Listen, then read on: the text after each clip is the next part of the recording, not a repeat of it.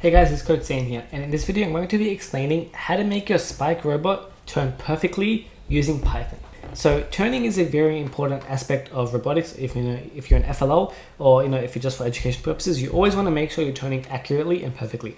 So if you're just using the basic power into this and turning just with your motors, things aren't going to be as accurate as you want. So you want to be using the gyro sensor, which is inbuilt into the hub, to turn really accurately. I'm going to be showing you how to do that today.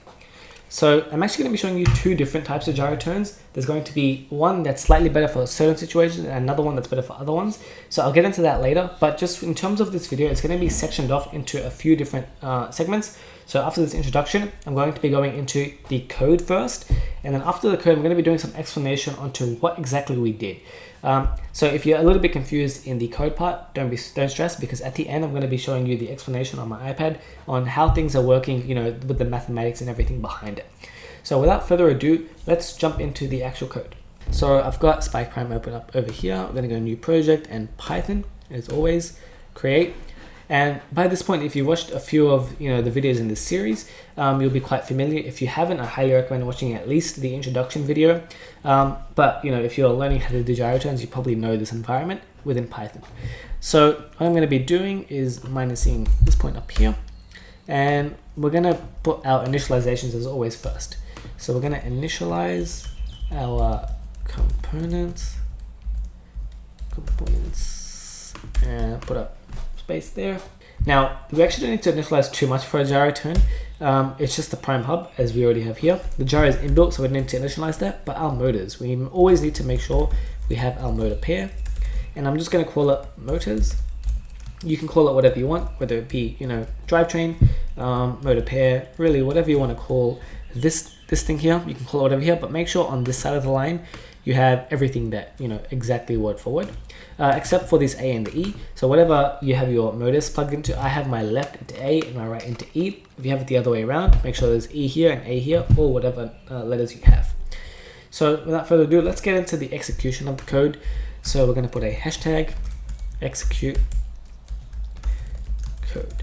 Now I actually have two different types of gyro turns today. So I'm actually going to put another piece of code, another line here. So two comments. I'm going to put constant gyro turn,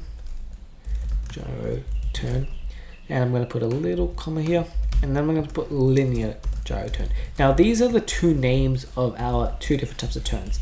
So I'm first going to explain the constant gyro turn, and I'm going to put the code in for that, and I'm going to explain the linear gyro turn and put the code in for that as well.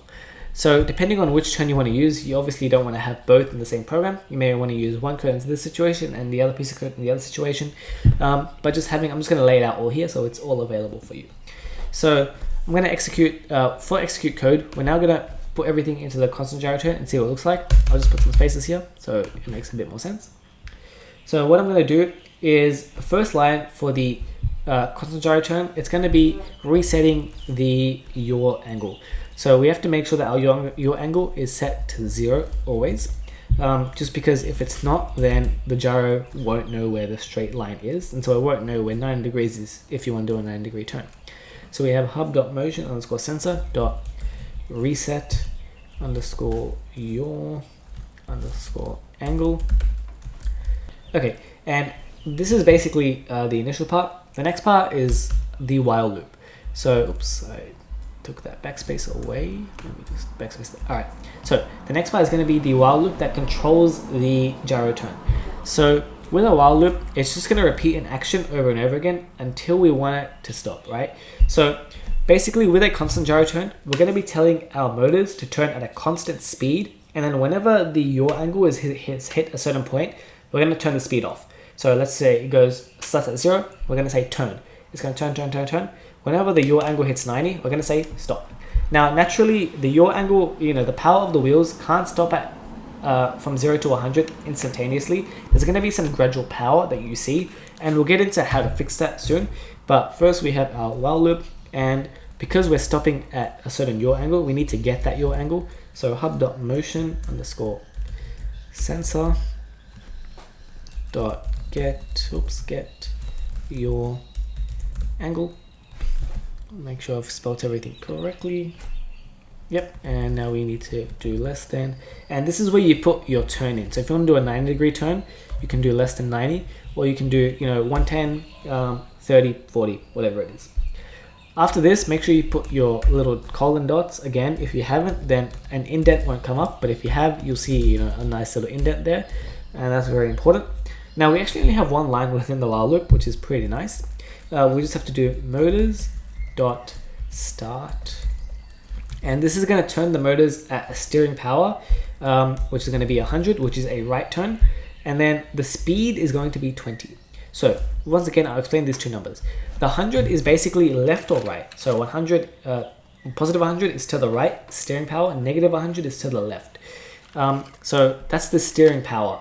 Less will do more of like a curvier turn. Right will do more of a turn on the spot. 100 will do more of a turn on the spot. So that's basically the 100 number. This 20 number is the power that it'll apply to the wheels.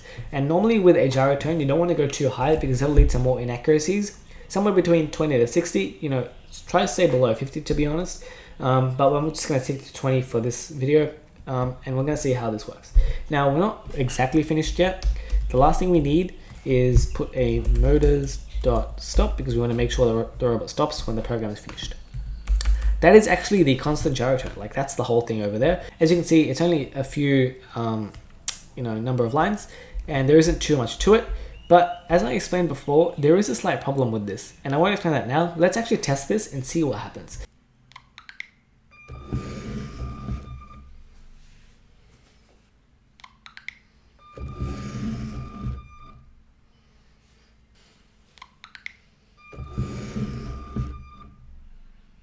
So as you can see, the program did run and it went okay, right?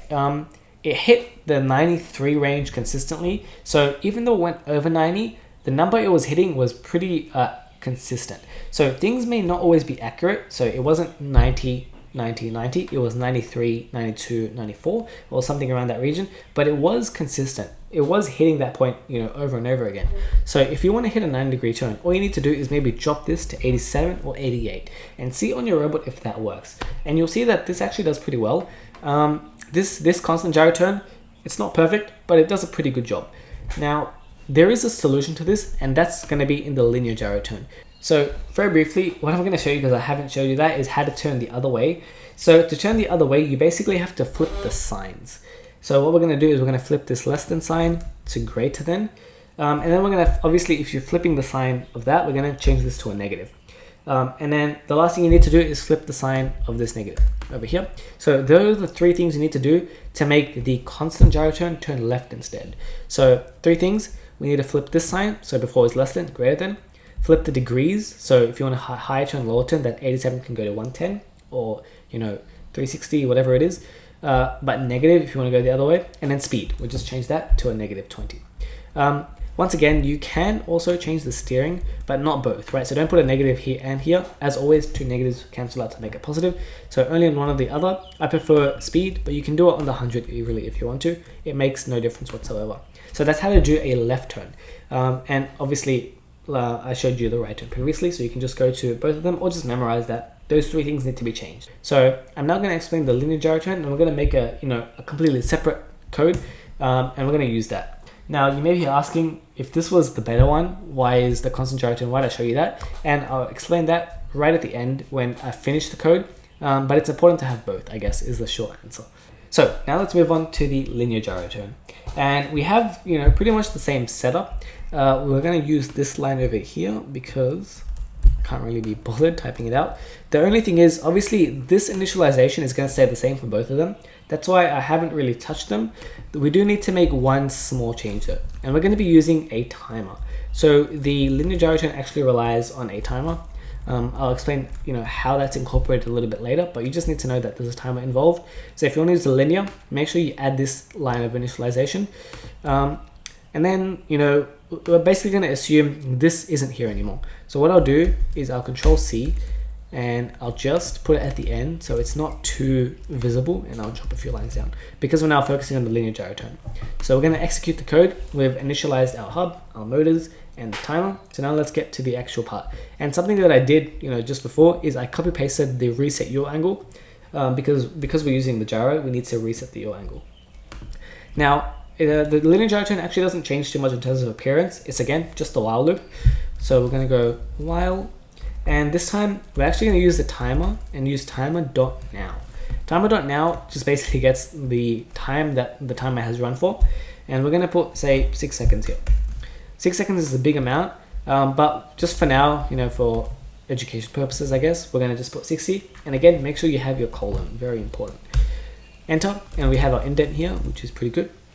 Now we're going to get into the basic, you know, the understanding of the linear gyro turn, and I'm going to just put everything in first and then explain exactly how it works. So I have this little variable here called angle. What angle is it's simply the yaw angle that's currently being taken. So right now, this is the yaw angle. It's at 0, then it goes to, you know, 45, then it goes to 90. And so we've actually used this line before. It's just here. So I'm going to get this line. This is the yaw angle, and I'm going to set angle to that. You can actually do this here as well. Like if this is too large of a line for you, you can create a variable up here that just angle equals and then put the word angle here. That's all the same. I've just done this here because a linear gyro turn can get pretty chaotic if you don't, you know, use this variable method. But with here, because this is changing, you don't really need to use a smaller word. But here it works.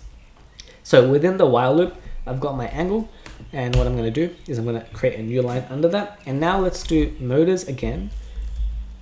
Dot start. Okay, motors dot start. Now we're going to do here 95. Now again, this is the steering power, so left or right. 95, comma. And now instead of just a number here, we're going to do like a mathematical operation. It's going to be 90 minus angle. So I will space this one out just because it can be a little bit hard to see at the start. So over here we have the steering power, which is 95. And then over here we have this, you know, 90 minus angle. This is some math, right? What is angle? Angle is simply the angle of the robot. So make sure this angle and this angle are the same. I'll get rid of the spaces now because it should make a little bit of sense what we're about to do. Basically, when the robot initially starts, the power should be at, you know, the maximum because we're just starting out. And how does this work?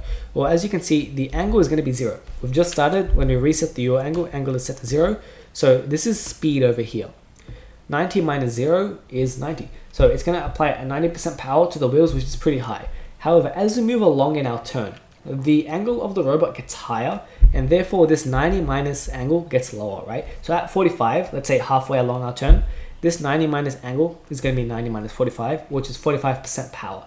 So it went from 90% power to 45. It gradually decreases. And similarly at 90, which is the end point, it's going to be 90 minus 90, which is 0. So at the end of our turn, our robot, the power of the wheels is going to be set to 0, which means our robot stops. It's done, right? That's the understanding of the linear gyro turn. It actually decreases the power linearly during the turn. And the way we stop the robot in general is just using this timer. So right now I've got it set to 6. So 6 seconds, what it will do is it'll do the turn, and then basically if it's like, say the turn gets actually done in 3 seconds, it'll wait 4, 5, 6. This isn't very helpful, so we can reduce this 6 to 3. And actually you can reduce it to whatever you want, right? So make sure it's not too low so the turn doesn't get timed. This is essentially the turn time. So whatever time it takes for the turn to take, whatever time it takes for the turn to complete, that's essentially this number here. So if it takes less than that, let's say 2.5 for lower turns, you can set that to 2.5. Whatever really it's necessary. I'm going to leave it at 3 because I'm going to do a 90-degree turn over here. So are we done yet? Not really. We have one last line which we can't forget. It's our stop line. And I'm going to put a space just to make everything seem pretty nice. So as you can see, this is the linear gyro turn. We have our initializations, and then we have the actual turn. It resets the yaw angle, and then we have a while loop to regulate the power along the turn, and then we have a stop to make sure everything's stopped. Now let's actually see how this works, and let's do a few tests.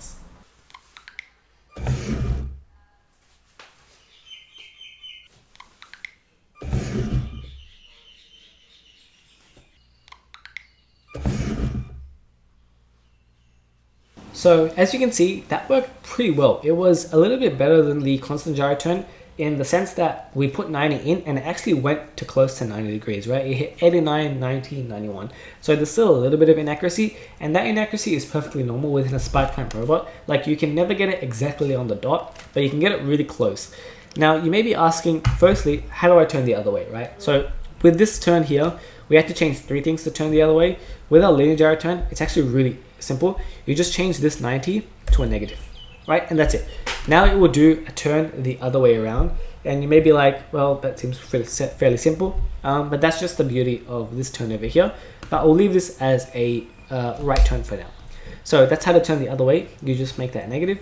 Now, what else do we need to know? How do you increase the turn, right? So if you want to do a bigger turn, all you have to do is change this 90 to 100 if you want to do a 100-degree turn, or less, 45. Whatever turn you want to make, this number over here, like the number that's right there, the something minus angle, that number is going to be the angle of the turn. So that's the next thing.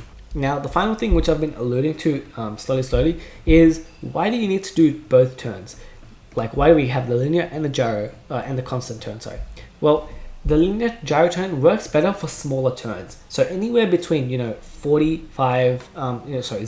to 45 degrees to 90 to even 110, that kind of region, the linear gyro turn works really well, even up to 150. But after you get like really big turns, you can imagine once you put like 160 or let's just say 200 here, this is actually speed, right? This number here, 200 minus angle, this is set to a speed. There's no such thing as 200% speed. So the program in a way slowly breaks down.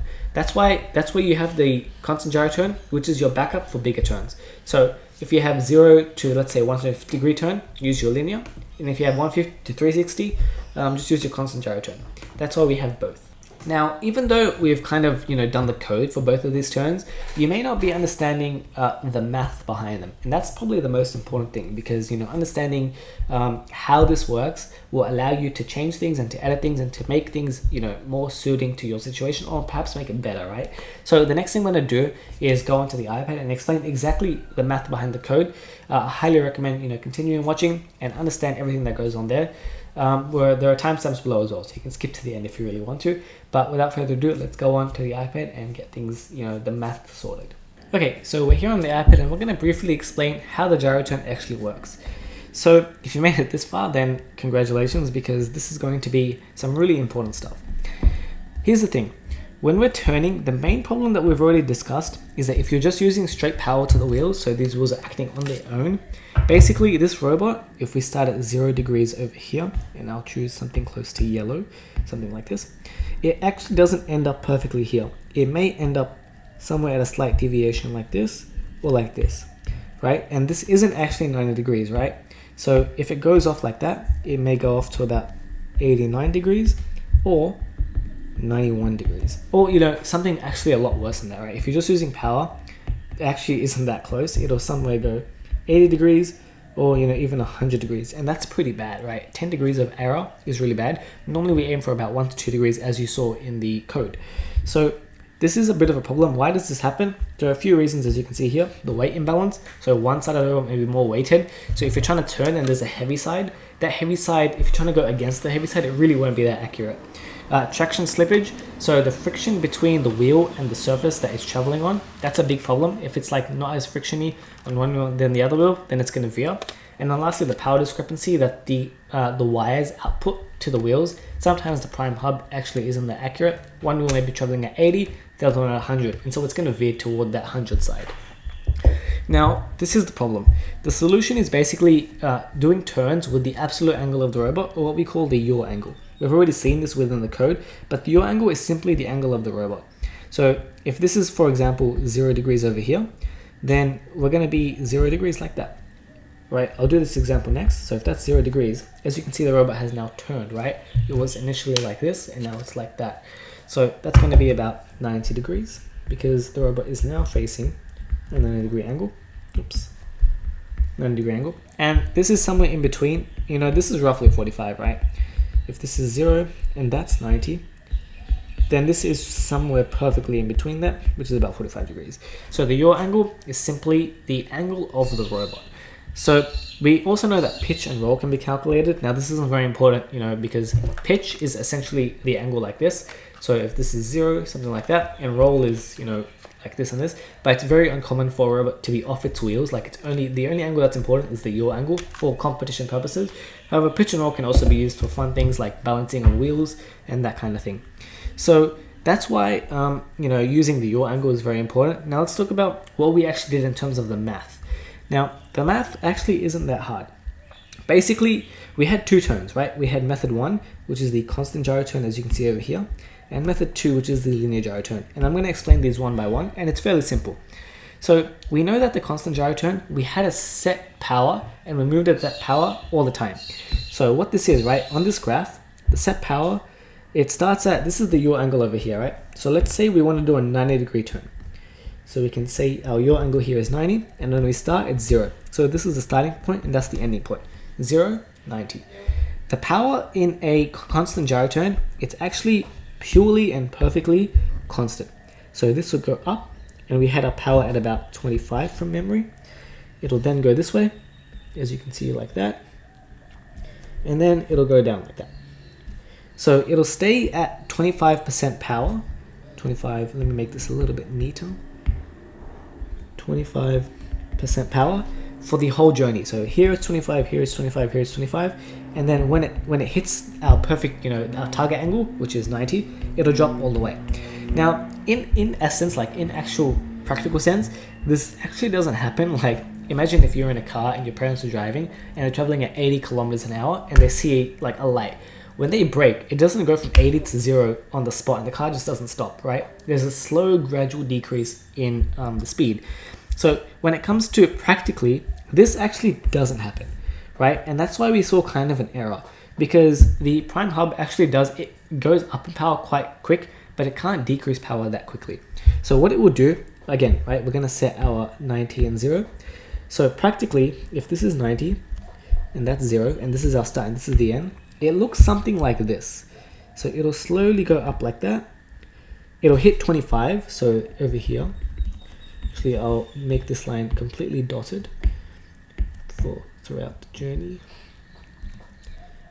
Let me extend this line a little bit.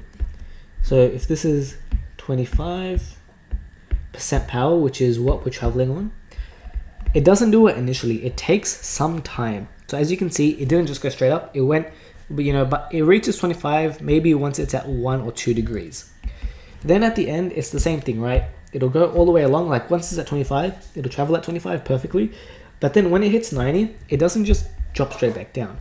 Again, there's a slight deviation over here, and it'll take some time for it to go back down. And you end up with this trapezium-like shape, right? So that's why when we were doing the test, it didn't actually end up at 90. There was some extra power that made it end up at about 93 or 92.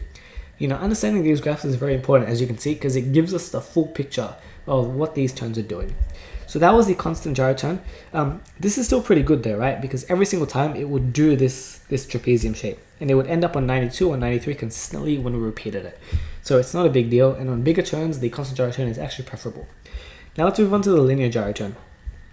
This one is a little bit, more complicated, but again, using simple graphs, we can understand it. So with the linear gyro turn, the robot moves at a regular power and gradually decreases power. So that should be a plural. Gradually decreases power linearly until the yaw angle is reached. So let's explain what this means. Basically, it'll move at some set power, right, at the start. And then as it's going along, it'll slowly decrease that power. So let's actually do this, right?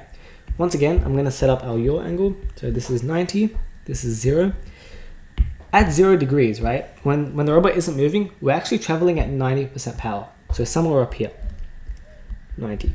And we know, the rule that we coded in, and I'll write it up here. It was 90 minus yaw angle. All right, let's keep going. Let's keep filling out this graph. So let's say 20 degrees, 45, and then in the end, we'll just do 90. So at 20 degrees, what is the power going to be? We know that the power equals, so this is actually power. Power equals 90 minus the yaw angle. So when it's 90 minus 20, the power is actually going to be about 70. So the power has dropped from 90 to about, let's say, 70 over here. So let's say that is approximately 70. Now, let's go down to 45, right? So 90 minus 45. When the robot is at 45 degrees of its turn, the power is actually at 45. So let's say somewhere along here. So that is 45.